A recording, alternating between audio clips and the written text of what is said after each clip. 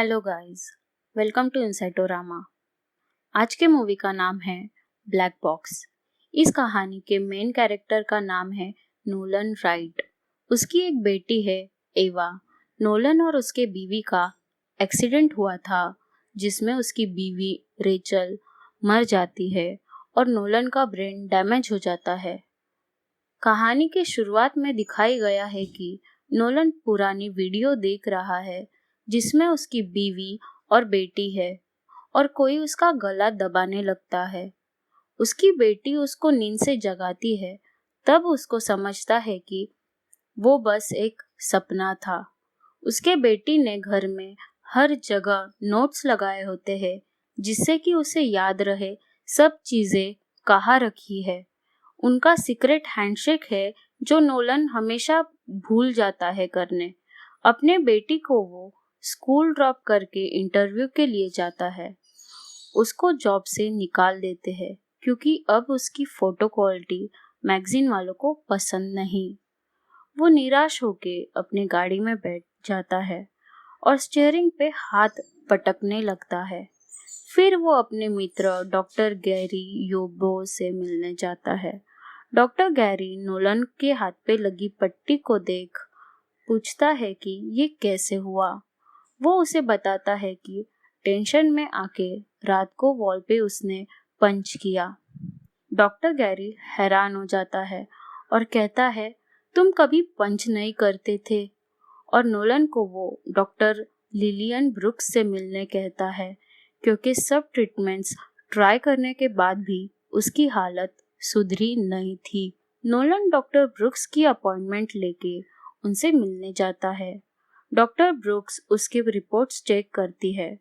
फिर उसने हिप्नोसिस कभी एक्सपीरियंस ना करने के कारण उसे हिप्नोटाइज करती है। हिप्नोसिस में नोलन को वो खुद अंधेरे में खड़ा दिखाई देता है।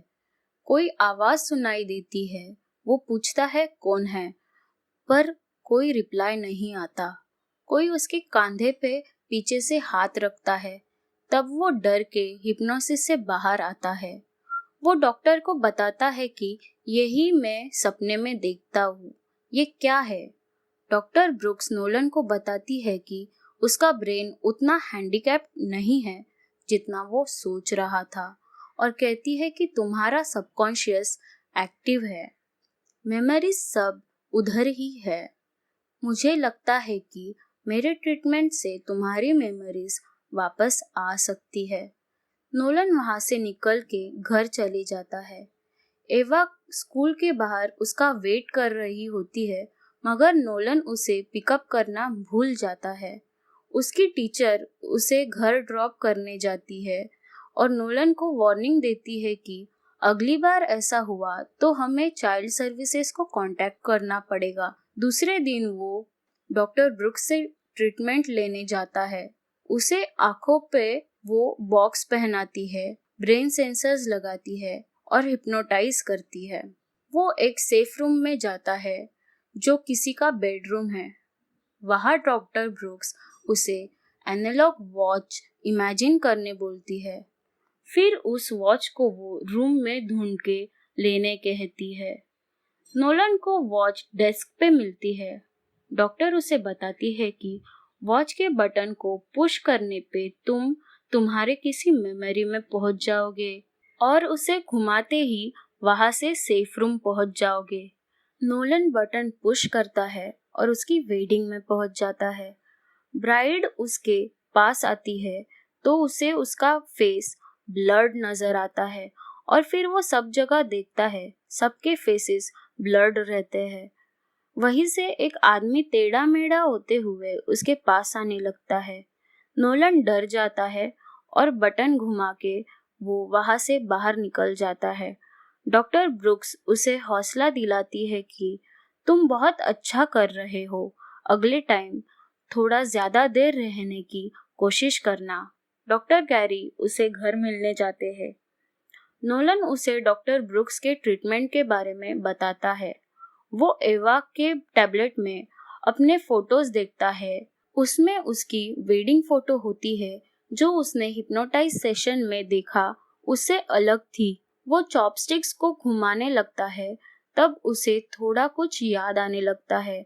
दूसरे दिन वो एवा को उस होटल ले जाता है जो उसको याद आई थी। फिर वो ट्रीटमेंट सेशन के लिए जाता है। सेशन चालू होता है तब वो हिप्नोसिस में एक रूम में पहुंच जाता है जहां बच्चे की रोने की आवाज आती है।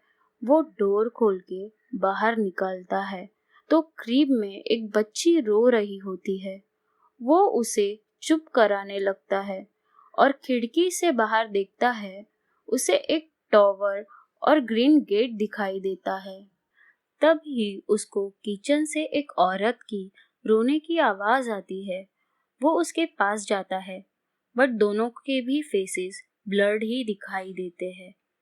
पीछे से वो क्रिकेट आदमी फिर से उसके पास आने लगता है।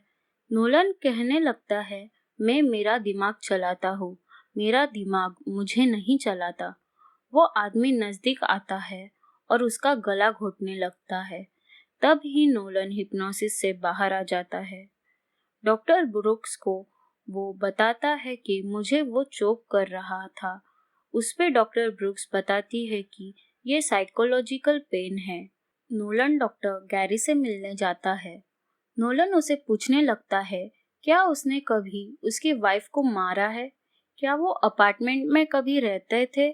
डॉक्टर गैरी कहता है, नहीं, तुम्हें फाइट करना कभी पसंद नहीं था। तुम्हें हेल्यूसिनेशन हो रहा होगा। तुम्हारी मेमोरी लॉस हुई है। ये एक सीरियस कंडीशन है। इसमें कभी कभी ऐसा हो सकता है। नोलन एवा को स्कूल से पिकअप करके टॉवर के यहाँ जाता है। उसे वहाँ ग्रीन गेट जो थेरेपी के टाइम दिखा था वो भी दिखता है। नोलन एवा के साथ उस अपार्टमेंट में जाके नॉक करता है। तब एक छोटी लड़की डोर खोलती है। उसका नाम एशली था। नोलन उसके माँ को बुलाने कहता है। एशली डोर खुला छोड़ के माँ को बुलाने जाती है।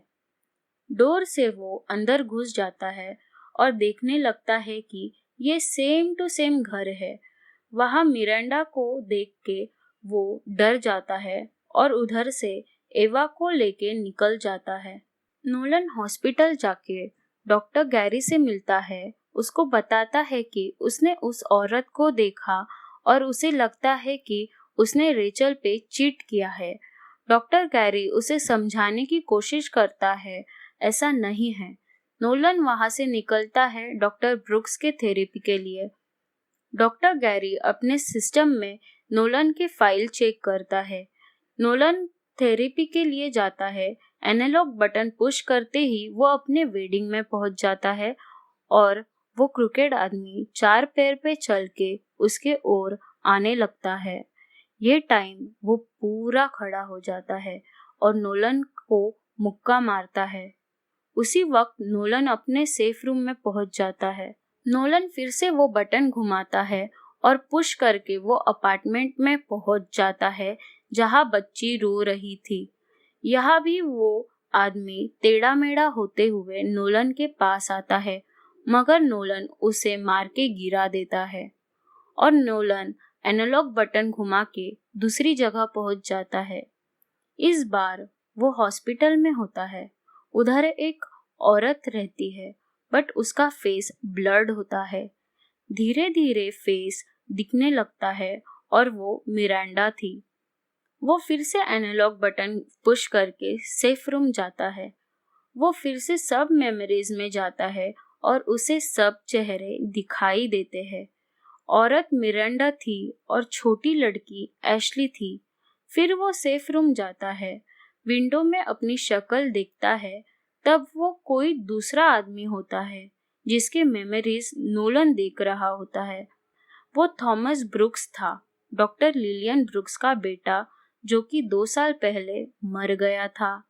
इसका नेचर नोलन से पूरा ऑपोजिट था। इसका नेचर बहुत गुस्सैल और मारपीट करने वाला था।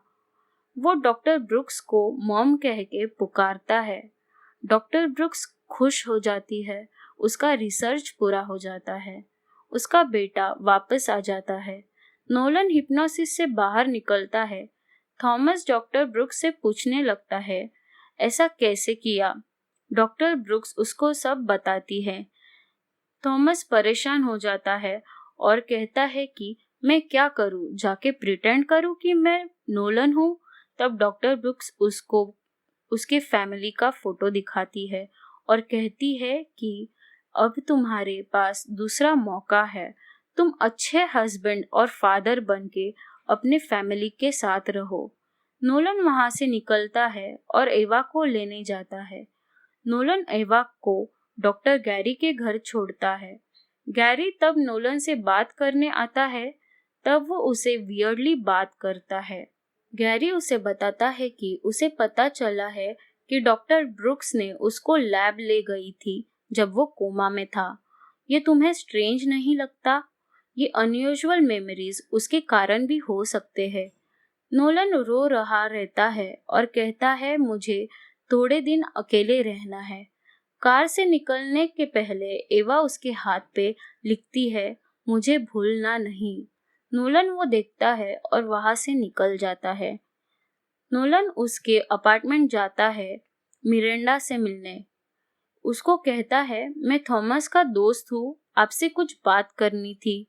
वो थोड़ी बातें करने के बाद मिरांडा को बताता है कि डॉक्टर ब्रुक्स का प्रोजेक्ट सक्सेसफुल हुआ।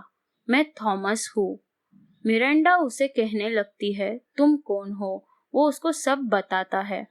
प्रूफ करने के लिए उनकी प्राइवेट बातें उसको बताता है। तब मिरांडा को यकीन होता है, पर उसे वो वहां से जाने कहती है। नोलन को गुस्सा आता है।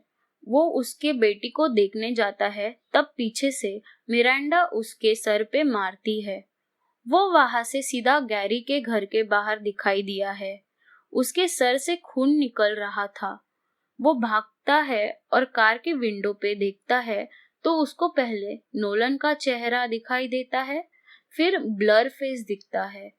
वो वहां से सीधा डॉक्टर ब्रुक्स के पास जाता है।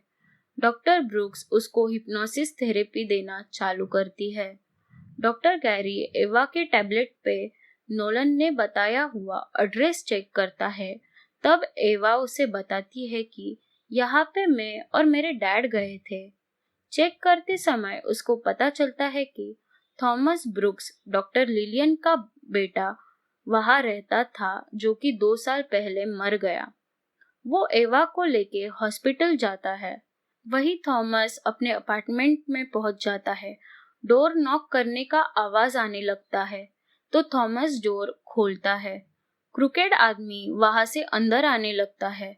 वो और कोई नहीं नोलन होता है।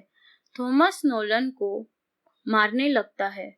थॉमस उसको मार डालने वाला रहता है, तब ही उसे एवा की आवाज आती है। वो डैडी डैडी करने लगती है। थॉमस रुक जाता है। थॉमस को उसके बेटी की याद आती है और वो वहां से उठ के डोर से बाहर चले जाता है। एवा और गैरी नोलन को आवाज देते हैं। नोलन होश में आते ही एवा से हैंडशेक करता है। थॉमस वही ब्लैक बॉक्स में रह जाता है।